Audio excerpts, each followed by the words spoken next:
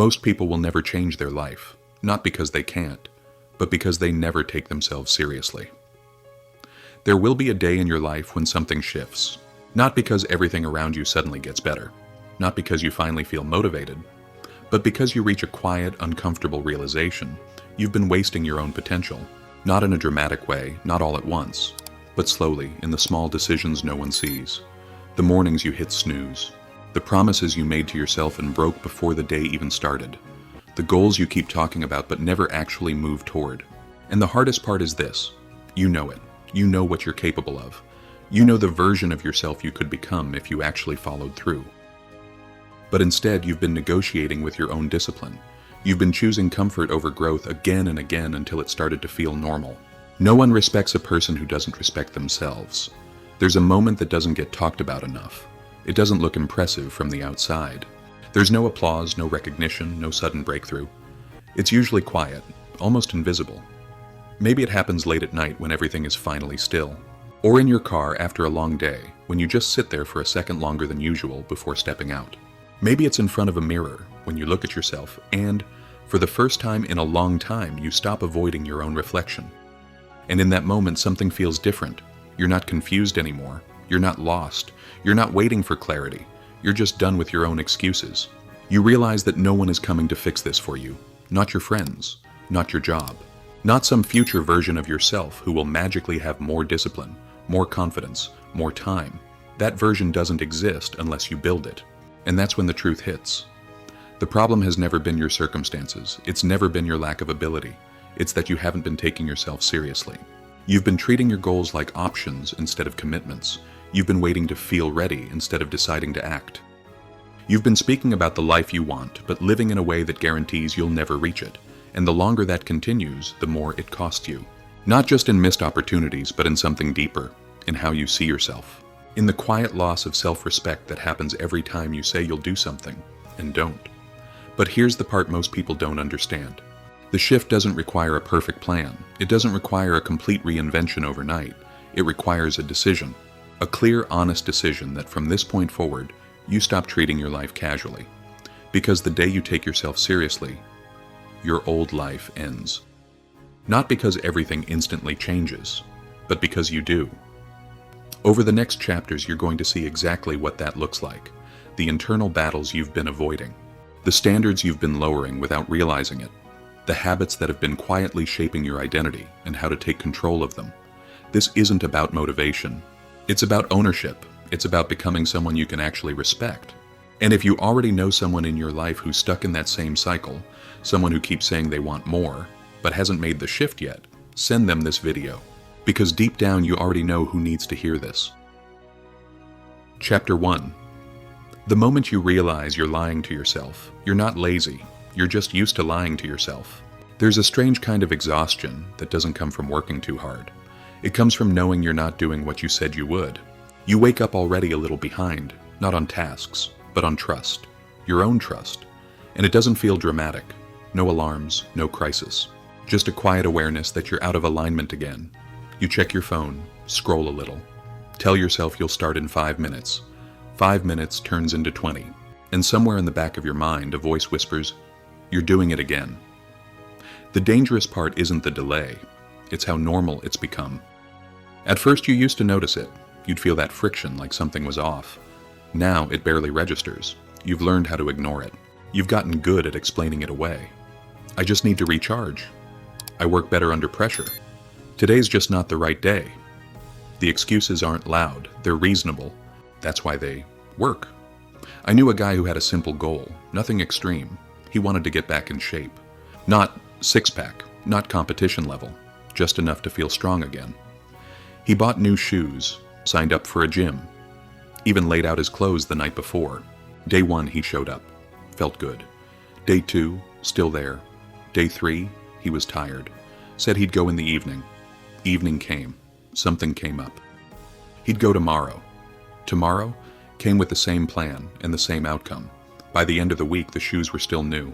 One night, he looked at those untouched shoes sitting by the door, and something hit him harder than any workout ever could. He realized he had become someone who doesn't follow through, not because he couldn't, but because he didn't. 2 months later, he told me, I just need to find my motivation again. But motivation wasn't the issue. He had it, at least at the start. What he didn't have was honesty. He kept saying he wanted change, but his actions were voting for comfort, every single day. That's the part no one likes to admit. You don't need more time, you don't need better circumstances. Most of the time you just need to stop lying to yourself about what you're actually doing. Because when you say something matters, but you don't move toward it, you're not confused, you're avoiding. Avoidance is subtle. It doesn't look like failure, it looks like delay. It looks like planning, researching, waiting for the right moment. It feels productive, almost responsible. But underneath it, there's a quiet agreement you've made with yourself. I'll do it, just not now. And not now becomes your lifestyle. Every time you delay, you're not saving energy. You're training yourself to quit. What makes this even more dangerous is that nothing immediately breaks. Your life still functions. You still show up to work. You still talk about your goals. From the outside, everything looks fine, but internally, something is slipping. Every time you avoid what you said you'd do, a small part of you notices. Not loudly, but consistently. And over time, that awareness turns into doubt. Not doubt in the world. Doubt in yourself. You start trusting your own words less. You stop taking your own plans seriously. And eventually, even when you want to change, something inside you hesitates because you've seen this before. You've heard your own promises before, and they didn't mean anything. That's the real cost. Not the missed workout, not the delayed project. It's the erosion of self-trust. You don't break your goals, you break your word. And without that word, everything becomes unstable. You hesitate more, you overthink more. You rely on external pressure just to move. You wait for urgency, for deadlines, for someone else to push you. Because deep down you don't believe you'll do it on your own. Here's the twist most people don't expect. The problem isn't that you lack discipline. It's that you've trained yourself not to listen to your own word. You didn't wake up one day without discipline. You built this pattern. Repetition by repetition. Decision by decision. Every time you said later and meant maybe, you reinforced it. Every time you chose comfort over commitment, you practiced it, and now it runs automatically. But if it was built, it can be broken. Not with a huge life overhaul, not with a perfect routine starting Monday, but with one simple shift. You start telling the truth. Not to other people, to yourself. If you're not going to do something, admit it. Don't dress it up. Don't pretend it's part of a bigger plan. Just say it clearly. I'm choosing not to do this. At first that feels uncomfortable, almost harsh, but it cuts through the illusion. Because once you see the choice clearly, it's harder to hide from it, and something interesting happens. The next time you hesitate, you feel it faster. The gap between intention and action becomes more visible. You catch yourself in the moment, not hours later. That's where change actually begins. Not when you feel inspired, but when you can no longer pretend you don't see what you're doing. There's a point, quiet but decisive, when you realize you've been negotiating with your own life, and you stop. No announcement, no dramatic reset, just a different kind of decision. Less emotional, more honest. You do the thing you said you would, not perfectly, not with full energy. But you do it, and it's small, almost unimpressive. But it counts, because for the first time in a while your action matches your word, and in that moment something shifts. Not your results, not your life yet, but your direction. Because the moment you stop lying to yourself is the moment you start taking yourself seriously. Chapter 2. Your standards are quietly running your life. Most people never change their life because they tolerate too much. You think your life is shaped by what you want. It's not. It's shaped by what you tolerate. That's the part most people never stop to examine. They focus on goals, vision boards, motivation. They talk about where they want to go, what they want to become. But they ignore the quieter force underneath all of it, their standards. Not the ones they talk about, the ones they actually live by. Because there's always a gap between what you say you want and what you consistently accept. And that gap, that's where your real life is being built. I once worked with two people who had almost identical starting points. Same job, same pay, same environment, same complaints about feeling stuck. Both of them talked about changing their life, learning new skills, getting out of that routine. One of them waited until he felt ready. He needed the right mindset, the right energy, the right moment.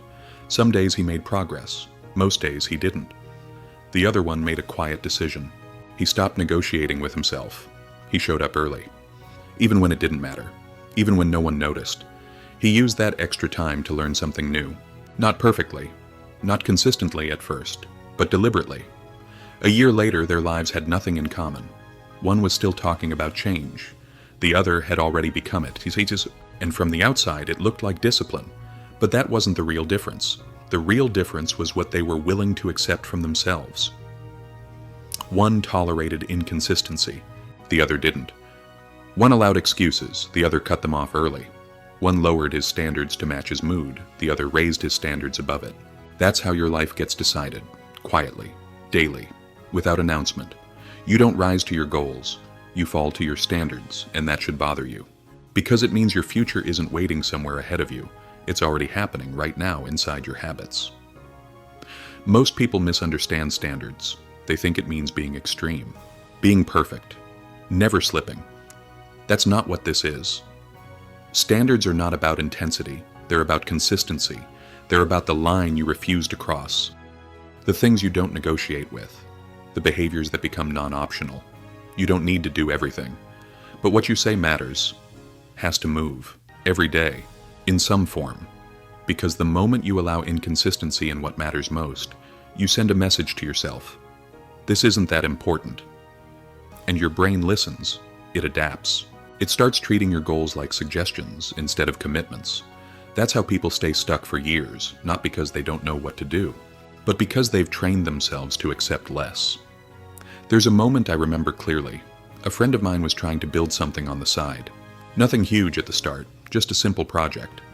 Something he said could eventually replace his job. He talked about it all the time, researched, planned, refined the idea. But every time it came down to execution, something got in the way. Work was stressful, he was tired, he needed a break. One night we were sitting there and he said something that sounded harmless. I just didn't have the energy today. And that's the part most people never question. So I asked him something simple. Would you have found the energy if your job depended on it? He went quiet, because he already knew the answer. He would have. He would have stayed up. He would have pushed through. He would have found a way. So, the issue wasn't energy, it was standard. He had a higher standard for his job than he did for his own future. And in that moment, something shifted in his face. Not motivation, not excitement. Just clarity. He realized he had been treating his dream like a hobby, and that should bother you. Because you might be doing the same thing. You don't lack time, you lack standards. You don't act based on what you say matters. You act based on what you've decided is non-negotiable. Everything else becomes optional. And optional things don't get done. Not consistently. Not long enough to change your life. So the real question isn't, what do you want? It's, what are you no longer willing to tolerate from yourself? Because that's where change begins. Not with excitement, not with motivation, with a line. A clear, quiet line you draw for yourself. Maybe it's simple. You don't skip the work that matters. You don't break promises to yourself. You don't delay what you know needs to be done. Not because you feel strong, but because you decided. And once that decision becomes real, something shifts. You stop negotiating, you stop waiting, you stop needing the perfect conditions. Because your standard is now higher than your excuses, and that changes everything. Slowly at first. Then all at once. Because the moment your standards rise, your old habits no longer fit. Your old mindset starts to feel uncomfortable. Your old life begins to fall apart, not in a chaotic way, in a necessary one, because you can't live at a higher standard and stay the same person. And if you stay consistent long enough, something else happens. You begin to trust yourself again, not because you feel confident, but because you've given yourself proof. Day after day, decision after decision, you showed up. You followed through. You did what you said you would do, and that changes how you see yourself. You stop hoping for a better life. You start expecting it, because now it's aligned with how you operate. And once that alignment is real, you're no longer chasing change. You're becoming it. Chapter 3. The war between you and you. There's a moment most people don't talk about, not the moment you fail, the moment right before you do. It's quiet, almost invisible. No one sees it but you. It doesn't look like a decision. It feels like hesitation, a pause, a small shift in attention. You tell yourself you'll start in a minute, and in that minute, something changes. You open your phone, you check something small, you adjust your plan. You wait for a better mood, a clearer head, a little more energy. And just like that, the moment is gone. Not because you couldn't act, but because you didn't. That's the war, not between you and the world, between you and you. There's a version of you that already knows what needs to be done. It's clear, direct, uncomplicated. And then there's the other voice, the one that negotiates. Do it later. You deserve a break. Just this once won't matter. That voice doesn't sound weak. It sounds reasonable. That's why it wins. Most people think discipline is about forcing yourself to act. It's not. It's about deciding which voice you're going to obey before the moment arrives. Because once you're in it, once you're tired, distracted, slightly uncomfortable, you don't rise to your intentions. You default to your pattern, and your pattern has been trained over time. Every time you delayed, you strengthened it. Every time you gave in to comfort, you reinforced it. So when the moment shows up again, your brain doesn't debate. It executes. Automatically. That's why it feels like you're stuck. Not because you lack willpower, but because you're running a program you didn't question. I remember talking to someone who kept trying to build a habit of waking up early. He had a plan, alarm set, routine ready, clear reasons why it mattered. The first morning he woke up, turned off the alarm, sat up for a second, then laid back down. He told himself he'd get up in 5 minutes. He didn't. Second day, same thing. Third day, he didn't even sit up. By the end of the week, he stopped setting the alarm altogether. When we talked about it, he said something interesting. I don't know why I keep doing this. I want it. I just don't do it. But the truth was simple. He didn't lose the battle in the morning. He lost it the night before.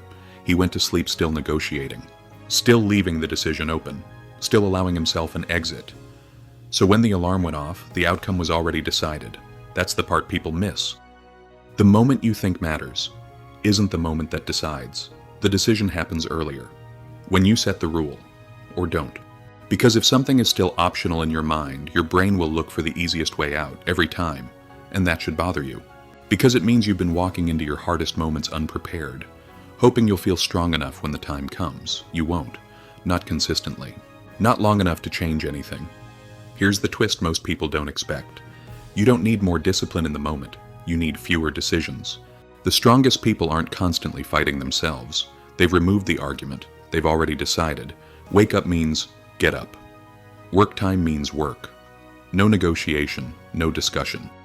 No second voice. And at first that sounds restrictive, like you're losing freedom. But the opposite is true. Because every time you remove a decision, you remove friction. Every time you eliminate negotiation, you eliminate hesitation. And that creates momentum. Real momentum. Not the kind that depends on motivation. The kind that builds because there's nothing stopping it. Most people are exhausted not because they're doing too much, but because they're constantly debating with themselves. Should I do it now? Should I wait? Do I feel like it? Is this the right time? That internal noise drains you, and it keeps you stuck. Because energy isn't just physical, it's mental, and every decision you delay costs you both. So the goal isn't to become stronger in every moment. Peace. It's to make the moment irrelevant. You decide once, then you follow through. Not perfectly, but consistently. There's a point where something shifts, where you stop asking, do I feel like doing this? And start asking, did I decide to do this? And once that question changes, your behavior follows. You stop relying on emotion, you start relying on structure. And structure doesn't care how you feel, it moves anyway. That's when the war begins to quiet down. Not because the second voice disappears, but because it loses power. It still shows up, it still suggests, but it no longer decides. You do. And that's a different kind of control. Not loud, not aggressive, stable, repeatable, real. You don't win this war by crushing yourself. You win it by becoming someone who no longer negotiates with weakness. Someone who understands that every small moment matters. Not because it changes your life instantly, but because it reinforces who you are. Action by action, decision by decision. Until one day something feels different, you don't hesitate the same way. You don't debate as long, you don't fall back as easily, because the pattern has changed, and when that happens, you're no longer fighting yourself, you're leading yourself. Chapter 4, you lose self-respect in silence. No one announces the moment they lose respect for themselves. It doesn't happen all at once. There's no clear turning point, no dramatic fall. It happens quietly, gradually, in ways that are easy to ignore, until they're not. It starts small. You say you'll do something, you don't. No big deal, right? You'll do it tomorrow. But tomorrow comes and the same thing happens again, and again, and again. At first it feels harmless. Life goes on, nothing breaks. No one calls you out. From the outside, everything still looks normal. But inside, something shifts. Not your results. Your relationship with yourself. Because every time you break your word, a message gets sent. Not to the world, to you. I don't follow through, and your mind listens. It keeps track, quietly. There's a difference between failing and not showing up. Failing means you tried. You showed up. You put yourself in motion and didn't get the result. But not showing up? That's different. That's a choice. And your brain knows it. That's why it hits deeper. I remember a moment that stuck with me. A guy I knew had been talking about changing his life for months. He wasn't lazy. He wasn't clueless. He read the books, watched the videos, had plans, ideas, intentions, but nothing moved. One day we were sitting there, and he said something almost casually. "I just don't feel like myself anymore." It sounded vague at first, but when I asked him what he meant, he paused. Then he said, "I don't trust myself. I say things, and I don't do them." After a while, it's like, why even try? That's it. That's the moment most people don't recognize. It's not about productivity anymore, it's about identity. Because when you stop trusting your own word, you stop believing in your own potential. Not consciously, but deeply. And that changes everything. You hesitate more. You second-guess yourself. You need external pressure just to move. Deadlines, consequences, other people watching. Because internally, there's nothing holding you accountable anymore. Your word doesn't carry weight. And without that weight, your decisions feel optional. That's how people get stuck. Not because they don't want more, but because they've trained themselves to expect less. And it all happens in silence. No one sees it. No one knows how many times you said, "I'll start tomorrow." No one tracks how many times you chose comfort over commitment, but you do, even if you pretend you don't. That awareness builds over time, and eventually it turns into something heavier. Disappointment, then frustration, then something deeper. A quiet kind of shame. Not loud enough to force change, but strong enough to hold you back. And that's where most people stay, stuck between knowing what they could be and no longer believing they'll become it. Here's the twist most people miss. Self-respect isn't something you feel first. It's something you earn. You don't wake up confident and then start acting differently. You act differently, and then confidence follows. But that means something uncomfortable. You have to move before you believe. You have to act before you trust. And at the beginning, that feels fake. Like you're pretending to be someone you're not. Because in a way, you are. You're stepping out of the version of yourself you've been reinforcing for months, maybe years. And that version is familiar, predictable, safe, even if it's not working. So when you try to change, there's resistance, not from the world, from you. Because consistency exposes something. It forces you to see the gap between who you are and who you've been acting like. And that gap can feel uncomfortable, but it's necessary. Because that's where self-respect is rebuilt. Not in big wins, not in sudden breakthroughs, in small, quiet follow-through. You say you'll do something, and you do it. That's it. No celebration, no announcement, just alignment. At first it doesn't feel like much. One action, one decision, one kept promise. But your brain notices. Just like it noticed every time you didn't follow through. It notices this, and it adjusts. Slowly. Your words start to mean something again. Your actions start to match your intentions, and over time that changes how you see yourself. Not dramatically, but steadily. You begin to trust that when you say something, it will happen. And that trust, that's power. Real power, not loud, not visible, but foundational. Because once you trust yourself, everything becomes easier. You don't need as much motivation. You don't rely on perfect conditions. You don't wait for the right mood. You move. Because your word carries weight again. And that weight drives your behavior. But here's the part most people overlook. You don't rebuild self-respect by doing everything right. You rebuild it by doing what you said you would do, even when it's small, even when it feels insignificant, even when no one is watching, especially then. Because self-respect is not built in public, it's built in private, in the moments where no one would know if you didn't follow through. But you choose to anyway. And that choice matters more than you think. Because every time you honor your word, you send a different message. I can trust myself. And the more that message repeats, the more it becomes your identity. Until one day something shifts. You don't question yourself the same way. You don't hesitate as much. You don't need to convince yourself to act, because it's no longer a debate. It's who you are. You're someone who follows through. And once that identity is real, you don't chase confidence anymore. You operate from it. Chapter 5. Stop seeking validation. There's a quiet habit that keeps people stuck longer than failure ever could. It's not laziness. It's not lack of discipline. It's the need to be seen, to be approved, to feel like what you're doing matters, because someone else acknowledges it. And at first it doesn't look like a problem. You share your progress, you look for feedback, you want encouragement, that's normal. But over time, something shifts. You stop acting for the result and start acting for the reaction. You don't ask, did I do the work? You ask, did anyone notice? And that changes everything. Because now your progress depends on something you don't control. Other people's attention, other people's opinions, other people's validation. And when it's there, you feel good, motivated, energized, seen. But when it's not, you slow down, you hesitate, you question yourself. That's the trap. Because now your consistency isn't built on standards, it's built on applause. And applause is unpredictable. Sometimes it comes. Most of the time it doesn't. I remember a girl who started creating content online. Nothing big at the beginning. Just small videos, sharing her thoughts, her process, her growth. The first few posts got attention, likes, comments, messages. It felt good. She was excited, consistent, showing up every day.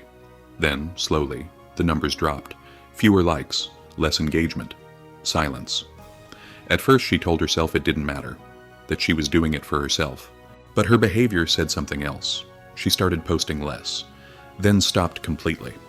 Not because she ran out of ideas, not because she didn't have time, but because no one was watching. And in that moment something became clear. She wasn't building something, she was performing. And once the audience disappeared, so did the effort. That's what happens when validation becomes the fuel. You don't control the engine anymore. Here's the uncomfortable truth. If your effort depends on recognition, it's not discipline, it's dependency. And dependency is fragile. Because the moment the external reward disappears, so does your reason to continue. That's why so many people start strong and fade quickly. They weren't committed to the process. They were attached to the response. But real growth doesn't look impressive at the beginning. It's slow, quiet, unnoticed. And that's where most people quit. Not because it's hard, but because it's invisible. They want proof that it's working, something to confirm they're on the right path. But the path doesn't give you that. Not early. Sometimes not for a long time. And that's where the shift has to happen. You stop asking for evidence and start trusting the process, not blindly, but intentionally. You decide that the work matters, even when no one sees it, especially then. Because when you remove the need for validation, something powerful happens. Your focus sharpens. You stop performing. You start building. You stop chasing attention. You start creating value. And most importantly, you become consistent, not because it feels good, but because it's who you are now. There's a different kind of confidence that comes from this. Not loud, not dependent on praise, but stable, because it's built on something internal. Your standards, your actions, your follow-through. So you don't need someone to tell you you're doing well. You know, because you did the work, and that's enough. At first this feels uncomfortable, almost empty. You do something meaningful, and no one reacts, no one comments, no one notices, and part of you wonders, what's the point? That's the moment most people turn back. They go back to what's easy, what gets attention, what feels rewarding. But if you stay, if you keep going through that silence, something shifts. You stop expecting immediate feedback. You stop tying your effort to outcomes you can't control. And your energy changes. It becomes cleaner, more focused, more durable. Because now it's not being pulled in different directions by other people's reactions. It's coming from you, and that's where real momentum starts. Because now nothing external can stop you. Not lack of attention, not slow progress, not other people's opinions. You're no longer waiting for permission to continue. You've already decided. There's a question worth asking here. If no one could see what you're doing, would you still do it? Honestly. Because your answer to that question reveals everything. It shows whether you're building something real or just performing for approval. And that awareness matters, because once you see it clearly, you can't ignore it anymore. You can't pretend you're committed if you're only showing up when it feels rewarding. You have to choose between validation and growth. Because you rarely get both at the same time. Not in the beginning, not when it matters most. So you decide. You keep showing up. You keep doing the work. You keep building even when it feels like nothing is happening. And over time, something changes. Not just your results, your identity. You stop being someone who needs to be seen. You become someone who sees it through. And that's different, because now your effort isn't tied to attention. It's tied to who you are. And once that shift is real, you don't stop. Even when no one is watching, especially then, because that's when it counts. Chapter 6. Cutting off your old self. Most people try to change their life without changing themselves. They add new habits. They make new plans. They set new goals. But they keep the same patterns, the same environment, the same identity. And then they wonder why nothing really shifts. Because deep down, they're still operating as the same person, just with better intentions, and that doesn't work. You can't build a new life on top of an old identity. At some point, something has to go. Not gradually, not comfortably, but clearly. There's a version of you that has carried you this far. The one who delays, who negotiates, who lowers standards when things get uncomfortable. That version isn't evil. It's familiar. It knows how to survive your current life, but it doesn't know how to grow beyond it. And if you keep protecting it, you'll stay exactly where you are. That's the part people resist. Because cutting off your old self doesn't feel like progress. It feels like loss. You lose habits, you lose routines, sometimes you lose people, and that creates friction. Because now you're not just building something new, you're letting go of what used to define you. I remember someone who decided to change his life in a serious way. Not just talk about it, actually change. He started waking up earlier, stopped wasting hours online, began focusing on his work with intention. At first it felt good, like momentum, like clarity. But then something unexpected happened. His environment didn't change with him. His friends still stayed up late, still joked about effort, still avoided anything uncomfortable. And slowly the gap between him and them started to grow. At first it was small, then noticeable, then uncomfortable. He stopped relating to the same conversations, stopped enjoying the same routines. Even simple things felt different. And that's when the real pressure started, not from himself, from everything around him. Why are you taking this so seriously? Relax a little. You've changed. And they were right. He had. But what they didn't see was the cost. Because every time he went back to those old patterns, even for a moment, it felt wrong. Like stepping backwards into something he had already outgrown. And that tension forced a decision. Stay the same and stay comfortable. Or change and accept the distance. That's the part no one prepares you for. Growth creates separation, not because you're better, but because you're different, and different doesn't always fit into the same space. Here's the twist most people avoid. You don't need more discipline. You need to stop protecting the version of you that's holding you back. Because every time you justify your old habits, every time you say it's not that bad, every time you go back just to feel comfortable again, you reinforce that identity, you keep it alive, and as long as it's alive, it will keep influencing your decisions. That's why change feels inconsistent, because you're trying to move forward, while still holding on to what's pulling you back. At some point, you have to make it clear. This is no longer who I am. Not in a motivational way, in a behavioral way. You don't say it. You show it. You stop going to certain places. You stop engaging in certain habits. You stop responding to certain patterns, not dramatically, just consistently. And at first it feels strange, like you're out of place, like you don't fully belong anywhere. Not in your old life, not yet in your new one. That space in between is where most people quit.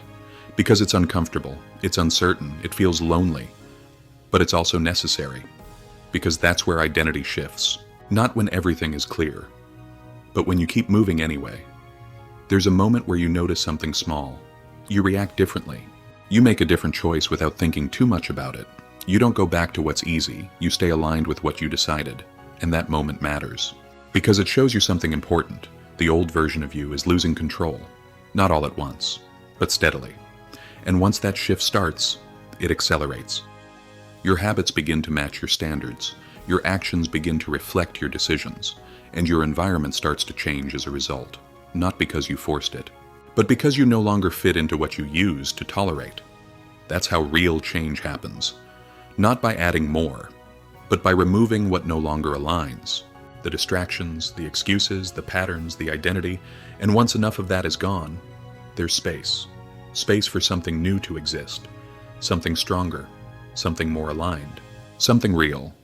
But it comes with a cost. You won't feel the same. You won't think the same. You won't live the same. And that's the point. Because if nothing changes internally, nothing changes externally. So you make the decision, not once, but repeatedly, to let go of what no longer serves you, to walk away from what keeps pulling you back, to stop negotiating with the version of yourself that's already proven it won't get you where you want to go. And over time, something becomes clear. You're not trying to change anymore. You already have. Because the person you used to be wouldn't do what you're doing now, wouldn't think the way you think now, wouldn't tolerate what you no longer accept. And that's how you know. The old version of you isn't just fading, it's gone. Chapter 7. Total ownership. No excuses left. There's a sentence most people avoid, not because they don't understand it, but because they do. It's simple. Everything in your life is your responsibility.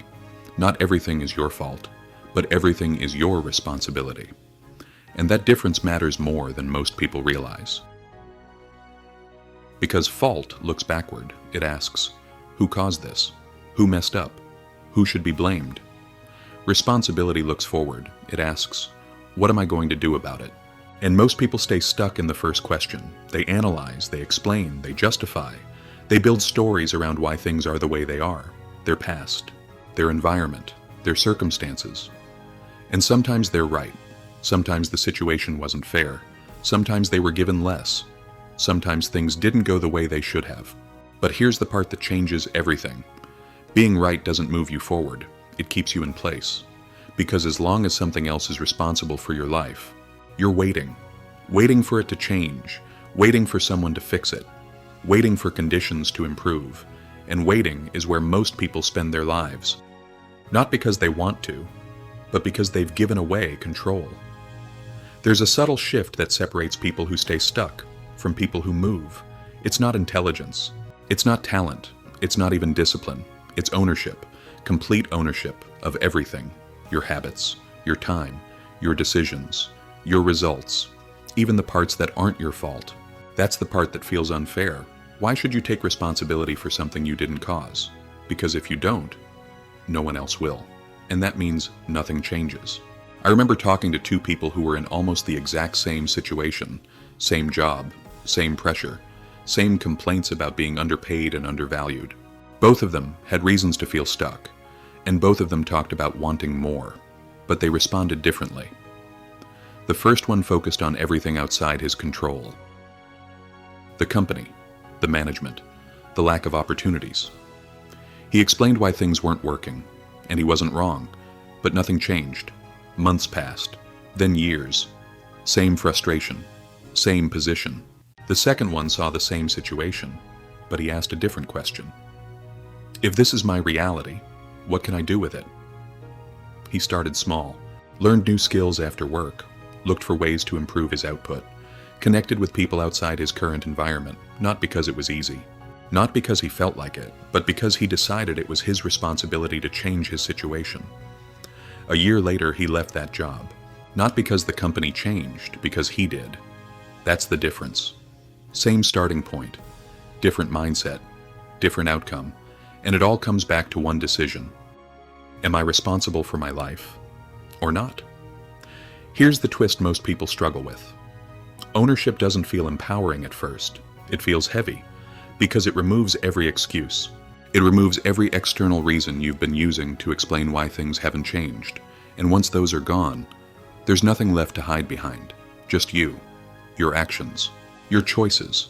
And that can feel uncomfortable because now every delay is yours. Every missed opportunity is yours. Every result, good or bad, is yours. And that level of honesty is rare, but it's also powerful because the moment everything becomes your responsibility, everything becomes changeable, not instantly, not easily, but directly. You're no longer dependent on external shifts. You don't need things to be perfect. You don't need permission. You move because it's yours to move. See, where there's a moment where this becomes real, where you stop saying, "This is happening to me," and start saying, "This is mine to handle." And that changes how you think, how you act, how you respond. You stop reacting emotionally to problems. You start addressing them. You stop blaming. You start building. You stop waiting. You start moving. Not perfectly, but consistently. And consistency is what changes outcomes. There's a question that defines this entire shift. If this were completely my responsibility, what would I do differently right now? Not tomorrow. Not when things improve. Right now. Because your answer to that question reveals everything. It shows whether you're still holding on to excuses or stepping into control, and once you answer it honestly, you can't go back. You can't pretend you don't see what needs to change. You can't wait for someone else to do it for you. You either act or you accept the result. And that clarity is uncomfortable, but it's also freeing. Because now your life is no longer random. It's a reflection of your decisions. Day by day, choice by choice, action by action, until something shifts. Not externally at first, internally. You start seeing problems differently. You start responding faster. You stop getting stuck in analysis. You move. Because ownership creates momentum, and momentum creates change. Real change. Not dependent on motivation. Not dependent on circumstances. Built on responsibility. And once that becomes your default, everything evolves. Your habits, your standards, your results. Because now there's no gap between what happens and what you do about it. It's yours. All of it. And that's where real power begins. Chapter 8. The person you become. There's a moment that doesn't feel dramatic, you see, but changes everything. Not when you succeed. Not when you finally reach the goal. But when you realize you're no longer trying to become someone else. You already are. It doesn't happen all at once. There's no announcement, no clear line you cross. It's subtle, quiet, but undeniable. You notice it in small ways first, the way you respond to things that used to pull you back, the way you handle moments that used to break your momentum, the way you act, without needing to convince yourself anymore. That's how you know something has changed. Because before, everything required effort. You had to push yourself, motivate yourself, argue with yourself just to move. Now there's less noise, less hesitation, less resistance. Not because life got easier, because you did. There's a difference most people don't understand. They think change is about doing different things. It's not. It's about becoming someone who does those things naturally. And that shift doesn't come from motivation. It comes from repetition. From decisions made over and over again, until they stop feeling like decisions, until they become who you are. I remember talking to someone who had been working on himself for a long time. Not perfectly, not consistently at first, but intentionally. He had gone through the same struggles, delay, excuses, inconsistency, all of it, and for a while nothing felt different. He was doing the work, but still felt like the same person, still doubted himself, still questioned whether it would actually lead anywhere. But he kept going, not because he felt strong, because he decided to. Then one day something small happened. He woke up. No alarm, no hesitation, he just got up. And it didn't feel like effort, it felt normal. That moment didn't change his life instantly, but it showed him something important. He wasn't forcing the behavior anymore. He had become it. That's the shift. Not when you do something once, but when it stops feeling like something you have to do, and starts feeling like something you just do, without thinking, without negotiating, without resistance. That's identity. And identity is what sustains everything. Because once something becomes part of who you are, you don't need discipline to maintain it. You don't need motivation to repeat it. You don't need external pressure to keep going. You do it because not doing it would feel wrong. That's the level most people never reach. Not because it's impossible. Because they stop too early. They do the work just long enough to see small results, then relax. They go back to comfort, back to old patterns, back to the version of themselves they were trying to leave behind. And in doing that, they reset the process. They interrupt the identity shift. Because identity isn't built in moments. It's built in consistency, long enough for your mind to accept it as real. There's a point where your past self stops making sense, where the way you used to think, used to act, used to tolerate, feels distant. Not because you forgot it, because you outgrew it, and that's when you realize something deeper. You didn't just improve your life. You replaced the person who was living it. Here's the twist most people don't expect. You don't need to chase a better version of yourself. You need to become someone your current habits can't support. Because once you reach that point, your old behaviors don't fit anymore. They feel uncomfortable, out of place. Like wearing something that no longer belongs to you. And that creates a new kind of standard, not forced, not imposed, internal. You don't ask, should I do this? You ask, is this who I am now? And that question simplifies everything, because the answer is either aligned or it's not. There's no negotiation, no gray area, just clarity. And clarity creates consistency. You don't need to overthink your decisions. You don't need to rely on willpower. You operate from identity, and identity is stable. It doesn't fluctuate based on mood. It doesn't disappear when things get hard. It holds. That's why some people seem disciplined without effort. It's not because they're stronger. It's because they've already decided who they are, and they act accordingly, every time. There's a quiet confidence that comes from this, not loud, not dependent on results, but steady, because it's built on something deeper than success.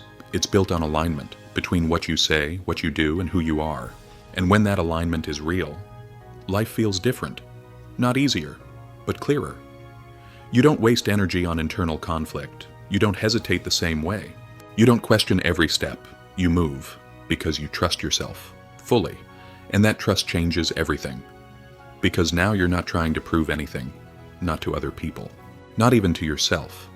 You already know. You've seen the proof, day after day, action after action.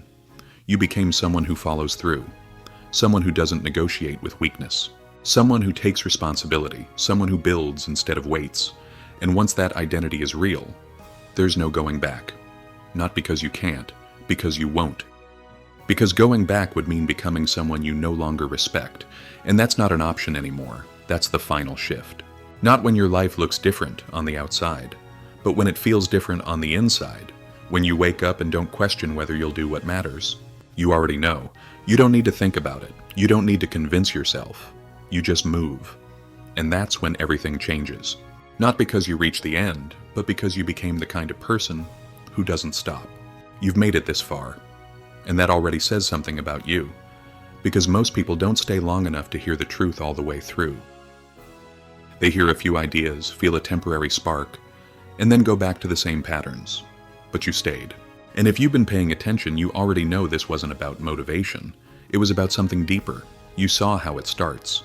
The moment you stop lying to yourself, the moment you realize that delay isn't confusion, it's avoidance, then you saw what's really shaping your life, not your goals, not your intentions, your standards, the things you tolerate from yourself every single day. You saw the internal war, the quiet battle between the version of you that wants more and the version that keeps choosing comfort.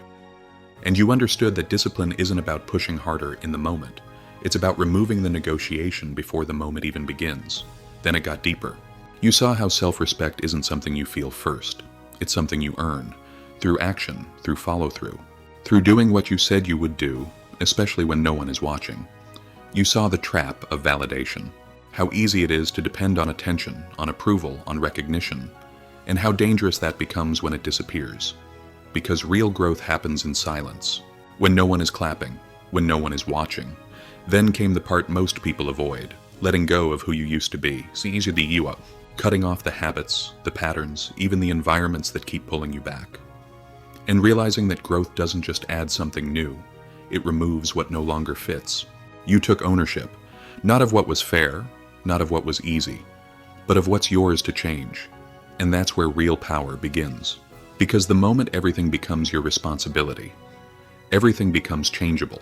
And finally you saw the shift, not when everything looks different, but when you are. When your actions no longer feel forced, when your standards become automatic, when your identity changes, and you stop trying to become someone better, because you already are. That's the journey, not perfect, not easy, but real. Now here's the part that matters most. None of this changes your life unless you apply it. See, understanding is not enough. Listening is not enough. Even agreeing with it is not enough. You have to act, so keep it simple. Don't try to change everything at once. Pick one thing, one standard you've been lowering, one promise you keep breaking, one area where you know you've been avoiding, and change that today. Not tomorrow. Not when you feel ready. Now. Because the longer you wait, the easier it is to stay the same, and the more it costs you. Start small, but be honest. If you say you'll do it, do it. If you decide something matters, move on it. If you know something needs to change, don't negotiate. That's how it begins. And if you stay consistent with that, it won't just improve your life. It will change who you are, completely. So if this message resonated with you, if you felt even one moment where you thought, that's me, don't keep it to yourself. There's someone in your life right now who's stuck in that same cycle, someone who knows they could be more, but hasn't made the shift yet. Send this video to them, because sometimes one message at the right moment is enough to change everything. I appreciate you being here. I appreciate you taking the time to face something real. And if you're ready to keep going, to keep building, to keep becoming someone you can truly respect, I'll see you in the next video.